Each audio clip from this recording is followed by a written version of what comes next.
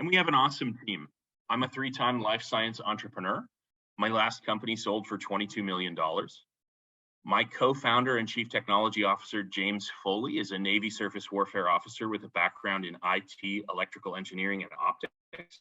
And he developed some of the first machine learning algorithms for medical diagnostics. We also work with scientists in the world, not only at the universities that I mentioned, but also within our own company. And a great example of that is Dr. Aisha Olgan.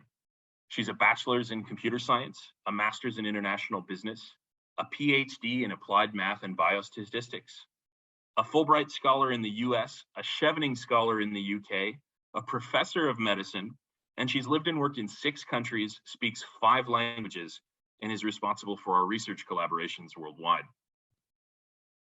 We're also ready to go to mass scale, and that's because we've partnered with 2 much larger companies that have a combined annual capacity of up to 100,000 units a year.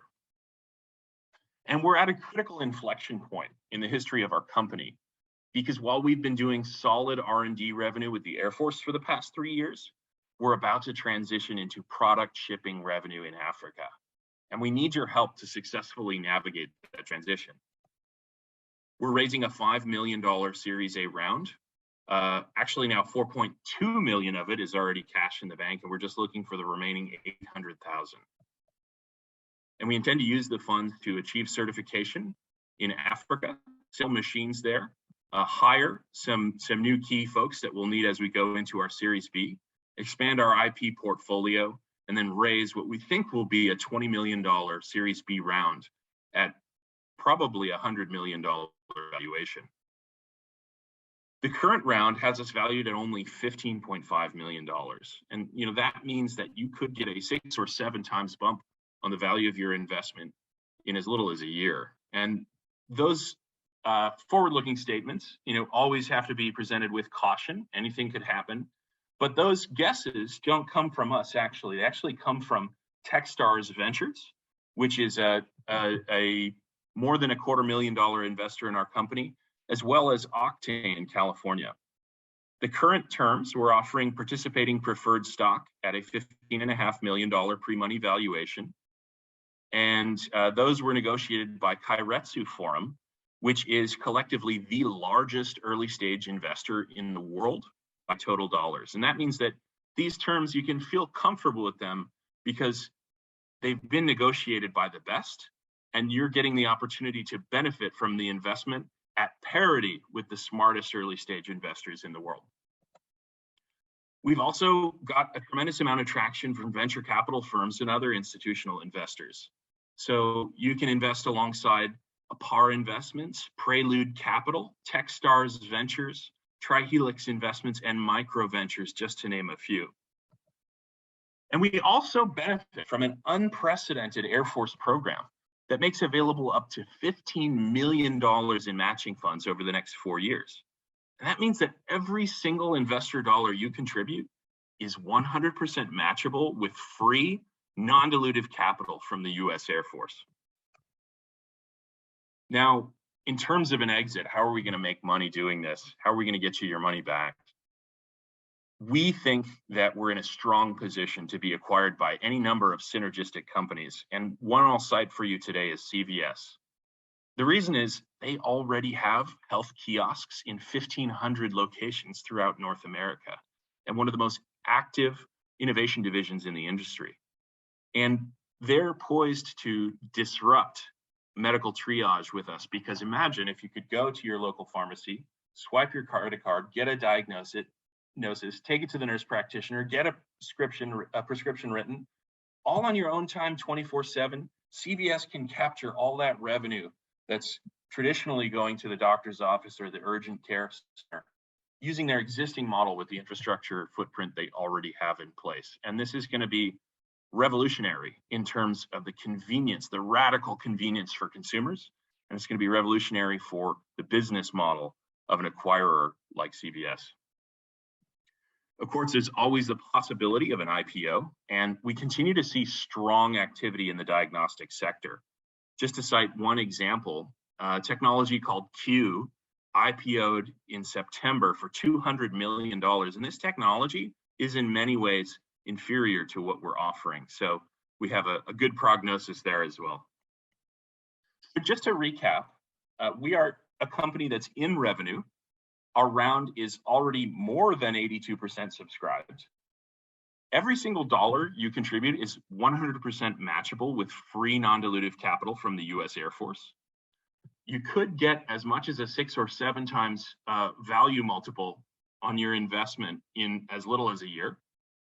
And if you move quickly, we're offering 10% warrant coverage, which means that you'll reserve the right to buy 10% of your investment in additional stock at today's price at any time in the next 5 years. Thank you so much for your attention. I'm thrilled to be here. I'm happy to answer your questions at this time. Thank you very much, Dave. And once again, anybody who does have a question for Dave or the team, Zach and Dan, you can use the Q&A tab at the bottom of your Zoom screen and enter that question there, and I will pass it on to the team. Well, I mean, first blush, I'm sure you've been down this road a lot. You've presented that many times. I'm actually, if we dial it back a bit and talk about, I mean, the diagnostic market in general and telehealth as a burgeoning market as far as convenience. You describe the whole process where you can be diagnosed by this machine, and then it could be authorized to get you a script, and you go right to the next window and get your script and leave without any human contact. To what extent do you think that's a big disruption as far as our medical care goes? And it's been pretty common since we've all had to see our medical professionals over Zoom for the past 2.5 years. How do you think our society, our culture is getting ready to accept telehealth and telediagnosis being evaluated by a machine, and kind of taking that personal touch away from, because people feel very possessive of their relationships with their doctors? How do you see that moving into the future? Yeah, it's a great question. I mean, I think we are seeing the rapid adoption of telehealth right now. There are countless examples. When I log into Facebook, I get prompted to see a doctor on my phone and get prescribed medication for ADHD, for hair loss, for weight loss. I have all these options right now being presented to me, and I can press a button, see a doctor, get a prescription written, and then have it mailed to me without even going to the pharmacy, let alone the doctor's office. So that I think it's a generational thing. I think that young people today are embracing this kind of technology wholeheartedly. Venture capitalists are well aware of this trend and are actively funding many companies in this space. And I think ultimately, we believe it's about empowerment. It's about radical convenience. It's about enabling consumers to manage their own health on their own time. I mean, I think a lot of us are frustrated with doctors. You know, you have to wait 18 days on average to see a doctor in the United States. That's crazy. What if I'm sick now? Your next best alternative is to go to an urgent care clinic and pay hundreds of dollars to be seen now.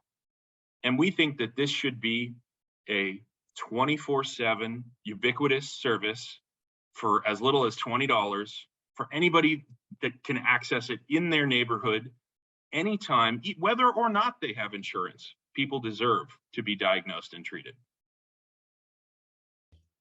And in that same vein, you mentioned a generational thing, and I do see the benefit, especially as younger people come to use this. As it exists now, though, I think, as you'll agree, people of a certain age are going to be checking their health much more often, much more urgently. And I know I'm in my 50s myself, and I have a pair of parents in their 80s, and they can't even handle a smartphone.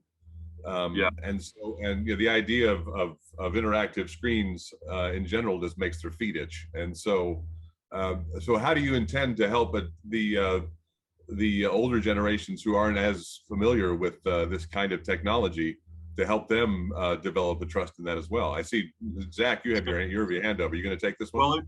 Well, let me jump in first, and then Zach can finish for me. The CEO always goes first. That's the big dog eats. Go ahead. Well, you know, it's funny that you bring this up, because we now have an investor who earlier in his career, he's getting a little on in years, but earlier in his career, he helped introduce the ATM machine. And the ATM machine came with all sorts of complications. People had to figure out how to use it, and many people were suspicious. Even to this day, I have an elderly uncle. He still won't use ATM machines. He still prefers to go to the bank and talk to a real person.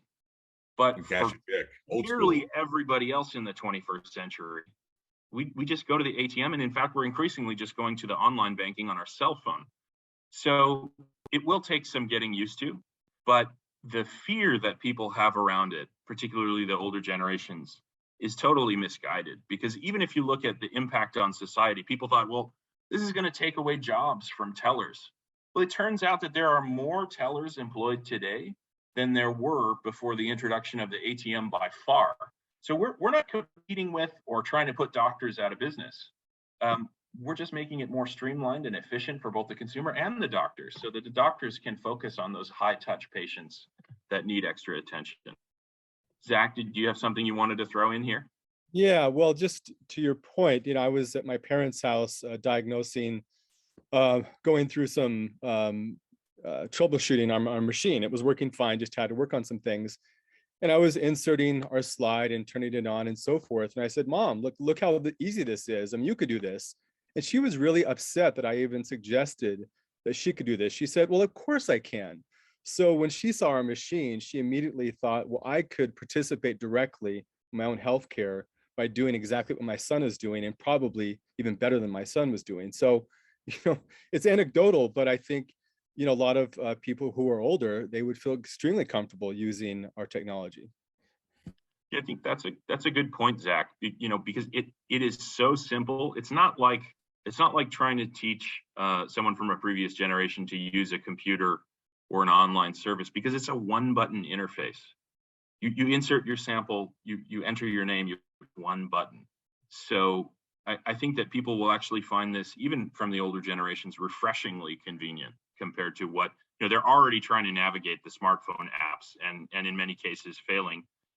They're already trying to do the online check-in kiosk at the doctor's office, and that's a pain. So I think presenting them with a one-button interface and allowing them to skip the line is something that they're going to enjoy. Well, I see there's opportunities as well. It's kind of when the self-checkout aisle at the grocery store came in, and there's an attendant there as well to help you navigate if there's a problem. I think there's opportunity there. Again, jobs are not necessarily going away as they are shifting. I keep thinking as well, like now, if you've ever been in an Amazon Go shop, and there's no cashiers, but there is an IT guy who has to figure out if you took the sandwich and put it back, that's to make sure it's back out of your shopping cart. Yeah, I think that the technology is marvelous, and you say you have like a very strong success rate.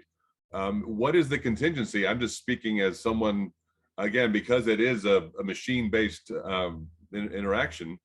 What could possibly happen in the unlikely event that you get a false positive, or in that very narrow margin of error? So good question. It really depends on the setting and the customer that is using the technology. So initially, this will be a technology that's deployed in laboratories, and it will be attended by experts. And they get to make a decision about how to interpret the results and steer patients. Where we're headed with this technology is a total self-service kiosk. And we're being very careful and deliberate about how that product is engineered in order to preclude these kinds of errors. So with the version of the kiosk that exists right now, with the camera, the printer, and the payments terminal, the appropriate disclaimer language is presented to the patient about seeking expert medical guidance prior to using the machine. We chose saliva as a test medium to make it as easy as possible. So on the kiosk machine, what folks are going to do is they're going to just spit in a vial, put a lid on it. It's self-contained. There is no opportunity for cross-contamination. It is, literally a 3-step process. Spit in the vial and put it in the machine. Enter your information and press scan.